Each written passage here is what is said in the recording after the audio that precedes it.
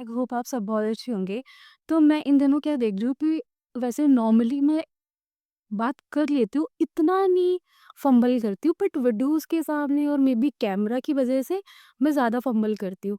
और जो मैं कहना चाहती हूँ वो चीज़ सही से मैं आर्टिकुलेट नहीं कर पाती, और जो मेरी फ्लुएंसी है, जो मेरा फ्लो है, वो सही से बन नहीं पाता।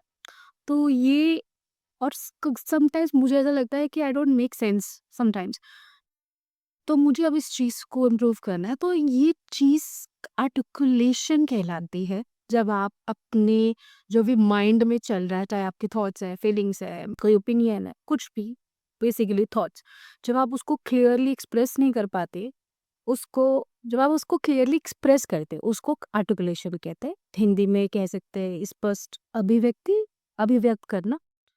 तो हम ये इस चीज़ के बारे में मुझे पहले से इस कॉन्सेप्ट के बारे में मुझे पहले से थोड़ा बहुत आइडिया है, बट हाँ, पहले मैंने इस चीज़ को ट्राई भी किया इवन, बट इसलिए ट्राई किया ताकि मेरे थॉट्स क्लियर हो। पहले कुछ और रीज़न था, बट अब कम्युनिकेशन रीज़न है कि कम्युनिकेशन इम्प्रूव करनी है, तो जब तक मैं अपने थॉट्स को क्लियरली एक्सप्रेस नहीं कर पा रही हूँ, कम्युनिकेशन कैसे इम्प्रूव होगी? तो अब कुछ दिन मैं इस चीज़ को प्रैक्टिस करूँगी। कल मैंने बहुत सारे वीडियोज़ देखा आर्टिकुलेशन पे, कम्युनिकेशन पे, और 1-2 ग्रेट स्पीकर्स के इंटरव्यूज़ भी देखे, 2 ही देखे।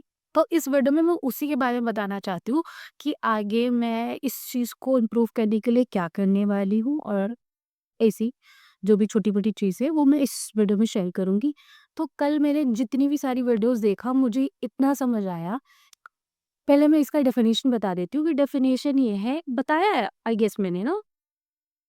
आई थिंक मैंने बताया है डेफिनेशन, फिर से बता देती हूँ कि जब हम अपने थॉट्स किसी भी फॉर्म में, चाहे कोई आइडिया है, कोई ओपिनियन है, कोई एडवाइस है, कोई फीलिंग है, कुछ भी, थॉट्स को क्लियरली एक्सप्रेस कर पाते हैं, उसको आर्टिकुलेशन कहते हैं, ठीक है?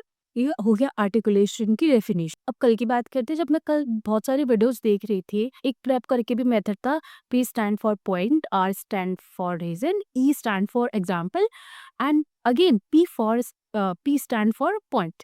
तो हमें जब भी हम अपनी बात रख रहे हैं, जो भी हमसे क्वेश्चन किया जा रहा है या जो भी टॉपिक है, बेसिकली पहले उस पर हमें अपना पॉइंट रखना है, फिर हमें उसका रीजन देना है कि ये पॉइंट क्यों, फिर एक एग्जाम्पल देना या स्टोरी वट, और फिर अगेन उस सब चीज़ों को समराइज़ करना है लास्ट पॉइंट। ये जो लास्ट वाला पॉइंट है, इट्स लाइक अ कंक्लूजन, जो हम अपने स्कूल कॉलेज में आंसर के लास्ट में लिखते थे। इट्स थोड़ा सिमिलर है। और दूसरा मेथड था ट्रिपल ए करके। उसमें पहले ए, जो भी क्वेश्चन आपसे पूछा गया आपको उसको आंसर करना है, then again A, triple triple A है ना, तो A stand for answering that question, second A stand for adding details, and third A answer again.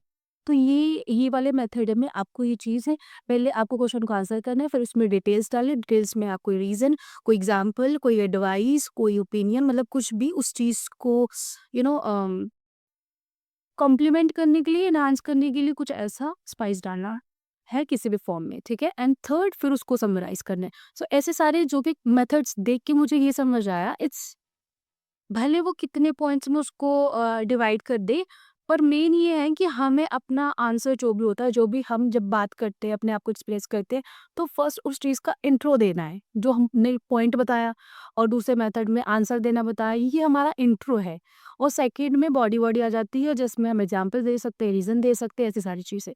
और अगेन जो हमारा कंक्लूजन, जब उसको क्लोज करना होता है, फिर जो हमारा पॉइंट था, उसी को सम अप करना होता है। मेरे को मेरी समझ के हिसाब से तो मुझे यही समझ आया कि जो भी आप चीज़ें, जितने भी मेथड देख लो आर्टिकुलेशन के, इवन स्टोरी टेलिंग में भी यही चीज़ होती है। आप पहले इंट्रो देते हो, पहले बॉडी का एक यू नो थोड़ा आइडिया देते हो, इंट्रोड्यूस करते हो स्टोरी को कि कौन सी कैरेक्टर है, क्या है, मतलब क्या, समझ रहे हो ना? और फिर उसमें जो भी मेन चीज़ है बॉडी उसकी, एंड देन कंक्लूजन। तो अब मैं क्या करने वाली हूँ, तो ये तो मैंने चीज़ सीखा कि ये तो मेथड्स है, पर अब हम कैसे इस चीज़ को सीखेंगे?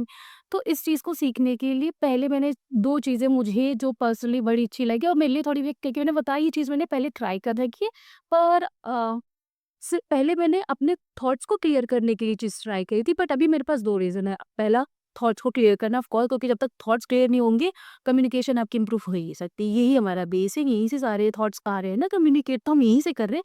तो हमको पहले अपने थॉट्स को क्लियर करना है, देन कम्युनिकेशन पे आना है। तो थॉट्स को क्लियर करने का पहला है राइटिंग। अपने थॉट्स लिखिए, एनालाइज कीजिए, दोबारा पढ़िए और देखिए कि कहाँ क्या गलती हो रही है, और कम से कम वर्ड्स में उसको समराइज़ करने की कोशिश करिए। और जब पढ़ते हुए तो ये भी देखिए कि जो मैं इस पॉइंट पे लिखना चाहता था, वो सारे पॉइंट्स क्या मैंने कवर कर लिया? अगर नहीं तो फिर उसको, अच्छा, ये सारी चीज़ें जो मैंने एक कल वीडियो में देखा था, वहाँ पर 2 चीज़ें, एक रीड बुक्स, क्योंकि उस वीडियो में ये बताया जा रहा था कि जो बुक्स होती है ना, उसमें बात सही है, बहुत लॉजिकल है कि एक बुक को लिखने के लिए कितनी मेहनत लगती है, कितने सालों का एक्सपीरियंस जो बुक के ऑथर होते हैं, वो कितना अपना एक सालों के एक्सपीरियंस को अपने बुक में डालते हैं। फिर उसमें बुक को बनने में कितना प्रोसेस है। पहले बुक आप लिखते हो, फिर उसको वो प्रूफ रीडिंग के लिए जाता है, फिर जो भी स्ट्रक्चर होते हैं, फिर एडिटर्स होते हैं, फिर ऐसे बहुत सारे प्रोसेस होते हैं। मुझे एग्ज़ैक्टली तो नहीं पता कि बुक का क्या ही प्रोसेस है, बट इतना पता है कि इसमें पीछे बहुत सारा काम हुआ होता है, बहुत सारी रिफाइनमेंट्स हुई होती है। तो हम बुक पे ट्रस्ट कर सकते हैं टू क्लियर आवर थॉट्स। और सेकंड चीज़ जो उन्होंने रिकमेंड किया मोस्ट ऑफ द वीडियोज़ में, वाज़ राइटिंग, जो मैंने अभी बात की। तो आप अपने थॉट्स लिखिए, हाउ यू आर फीलिंग, आप किसी चीज़ को लेके क्या सोचते हैं, आपके क्या एग्रीमेंट्स है, डिसएग्रीमेंट्स है, एडवाइस है, ओपिनियन है या फीलिंग्स है, जो चैलेंजेस है, आपके फ्यूचर गोल्स है या आपके पास के कोई एक्सपीरियंस है, आप जो भी, और इसके लिए बहुत सारे प्रॉम्प्ट्स भी आते हैं। आप चैट जीपीटी कर सकते हैं और गूगल भी कर सकते हैं, और या पिंटरेस्ट पे ऐसे बहुत सारे अच्छे खासे क्वेश्चन मिल जाते हैं। अगर आप करें सेल्फ प्रॉम्प्ट्स करके तो बहुत सारे, या सेल्फ डिस्कवरी क्वेश्चन करके, तो वो बहुत सारे से फोटो के इसमें फॉर्म में बहुत सारे आपको क्वेश्चन मिल जाएंगे। 2-4 को सेव करो, डाउनलोड करो और उसको आंसर करना स्टार्ट करो। मैं पर्सनली वो चैट जीपीटी, क्योंकि चैट जीपीटी में पर्सनलाइज क्वेश्चंस मिल सकते हैं कि आपको अपनी लाइफ के किस एरिया के बारे में जानना है या लिखना है।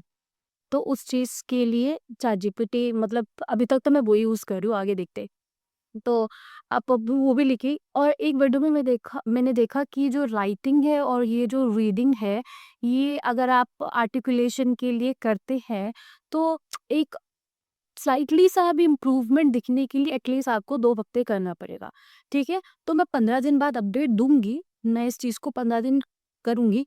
सुबह मैं बुक्स तो मैंने बहुत सारी खरीद भी रखी हैं और डाउनलोड भी कर रखी हैं।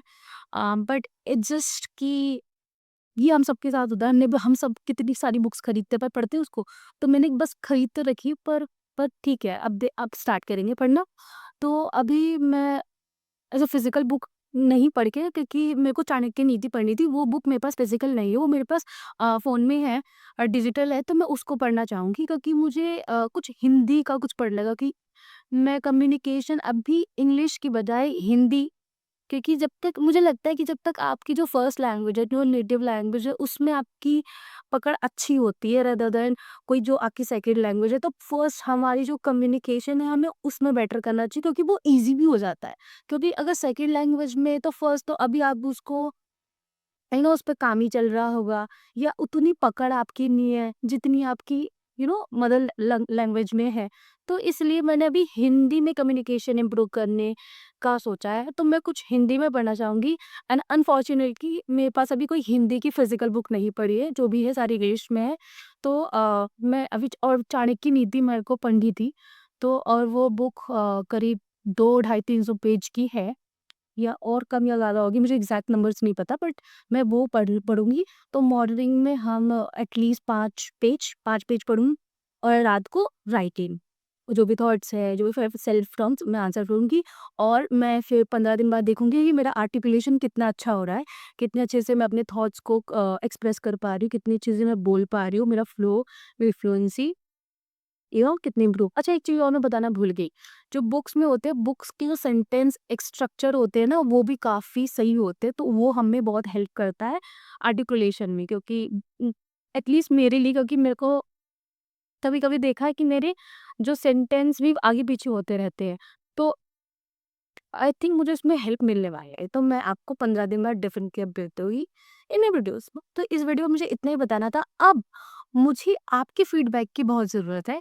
आप मुझे बताइए कि मैं अपने जो कम्युनिकेशन एरिया है, जो मेरा आगे वीडियोज़ आने वाली है, जो उसमें मेरा आर्टिकुलेशन होगा, या अभी इसी वीडियो में मैं कहाँ बोलने में गलती कर रही हूँ, या किस चीज़ को मैं इम्प्रूव कर सकती हूँ। और ये जो भी आपके ओपिनियंस है, जो भी आपकी सजेशन, रिकमेंडेशंस है, या फीडबैक है मेरी कम्युनिकेशन या आर्टिकुलेशन को लेके, या कोई ऐसी टिप या ट्रिक जो मुझे हेल्प कर सकती है, यू नो इस चीज़ को सीखने में और बेटर होने में, तो आप प्लीज़ उसको मुझे बताइए, ताकि मैं जल्द से जल्द आर्टिकुलेशन और कम्युनिकेशन में बेटर बन सकूँ। और thank you so much for watching this video. मिलते हैं नेक्स्ट वीडियो में, तब तक के लिए राधे राधे।